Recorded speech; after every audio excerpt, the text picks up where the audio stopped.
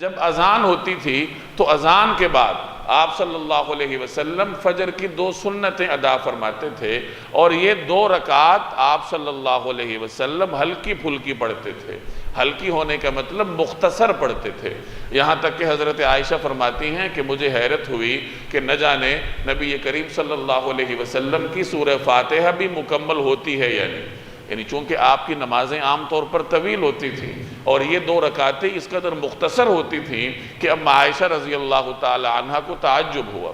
حضرت عبداللہ ابن عمر رضی اللہ تعالی عنہ یہ حضور علیہ السلام کی سنت پر عمل کرنے میں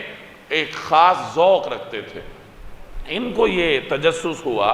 کہ حضور صلی اللہ علیہ وسلم فجر کی سنتوں میں کیا پڑھتے ہیں، تو کہا جاتا ہے کہ مہینہ بھر کا تجسس وہ کرتے رہے کہ کسی طریقے سے مجھے معلوم ہو کہ آپ صلی اللہ علیہ وسلم فجر کی سنتوں میں کون سی صورتیں پڑھتے ہیں، اور پھر انہیں معلوم ہوا تو انہوں نے پھر ہمارے لیے اس کو بیان فرمایا۔ چنانچہ حضرت عبداللہ ابن عمر کی روایت ہے کہ نبی کریم صلی اللہ علیہ وسلم نماز فجر کی 2 سنتوں میں پہلی رکعت میں سورۃ الکافرون پڑھتے تھے اور دوسری رکعت میں سورہ اخلاص پڑھا کرتے تھے۔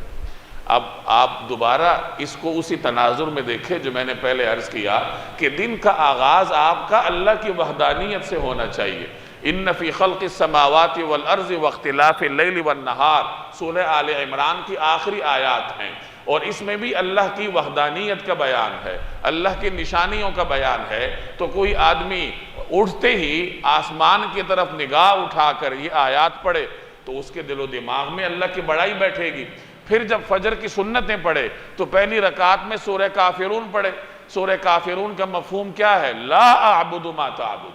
کہ یہ مشرکین جن چیزوں کی عبادت کرتے ہیں میں اس کی عبادت نہیں کرتا۔ گویا کہ ہر قسم کے کفر اور شرک کی نفی اس صورت میں موجود ہے۔ تو آپ پہلی رکعت میں یہ صورت پڑھ کر گویا کہ ہر قسم کے کفر اور شرک کی نفی کر دیتے ہیں، اور دوسری رکعت میں سورہ اخلاص پڑھ کر اللہ تبارک و تعالیٰ کی وحدانیت کا اقرار کرتے ہیں۔ تو اس طریقے سے اگر کوئی آدمی اس طریقہ کار پر عمل کرے